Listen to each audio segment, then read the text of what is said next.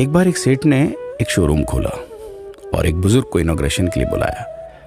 उद्घाटन के बाद जैसा कि होता है कि शोरूम के मालिक ने उन बुजुर्ग की बड़ी इज्जत की। बड़ी इज्जत अफजाई करने के बाद उनको बताया कि देखिए, यहाँ पे 21,000 चीज़ें हैं इस शोरूम में बेचने के लिए। इसमें से आपको जो भी चाहिए, जितनी चाहिए आप ले लीजिए। बुजुर्ग हंसे और बोले कि इनमें से एक भी चीज़ मुझे जीने के लिए ज़रूरी नहीं लगती। मुझे तो इस बात का ताज्जुब होता है, आश्चर्य होता है कि इंसान इन सभी गैर ज़रूरी चीज़ों का इस्तेमाल करता कहाँ है। अब देखिए, एयर फ्रेशनर के बिना किसकी सांस रुक गई? फेस वॉश का इस्तेमाल नहीं किया तो कौन काला हो गया? होम थिएटर लाकर कितने लोग कलाकार बन गए? कंडीशनर से किसके बाल मुलायम और काले हुए हैं?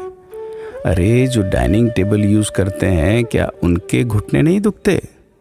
थोड़ा दिमाग पर जोर डालकर याद कीजिए कि हैंड वॉश के बिना आपके किस दादा के पेट में कीड़े हो गए थे। अगर हम डीओ मारकर निकलते हैं तो क्या लोग हमें सूंघने आते हैं? एक्चुअल में तो हम सभी इस प्रकृति को चुनौती दे रहे हैं, वरना बगुला जो होता है वो शैम्पू से नहाता है क्या? मोर अपने रंगों को संवारने या बचाने के लिए कौन सा कंडीशनर या फेस वॉश इस्तेमाल करता है? कभी किसी बिल्ली को मोतियाबिंद होता देखा है? किसी खरगोश के बाल कभी गिरते हुए या सफ़ेद होते हुए देखे हैं?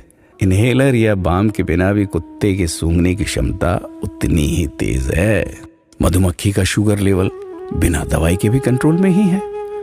अलार्म के बिना भी मुर्गा रोज उठकर बांग देता है। दरअसल इंसान पैसा खर्च करके दुखी होने की चीजें खुद ही खरीदता रहता है।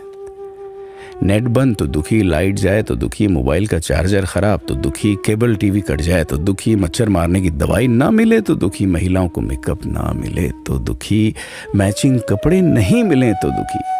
आजकल इंसान 10 मिनट में 20 तरह से दुखी और परेशान रहता है।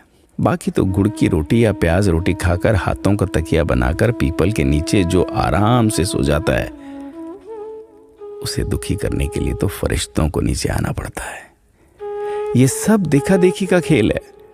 सच तो यह है कि सुखी रहने के लिए बहुत कम खर्चा होता है, लेकिन दूसरों को दिखाने में कि मैं कितना सुखी हूं, इसी में बहुत ज्यादा खर्चा होता है। जैसे जैसे सुविधाएं बढ़ रही हैं, दुखी होने के रास्ते भी खुलते जा रहे हैं। अगर आपको ये सब सच लगता है तो लोगों को जागृत कीजिए और फिजूल खर्च से बचाइए। दोस्तों, खुद सुखी होने के लिए खर्च कीजिए, दूसरों को दिखाने के लिए नहीं।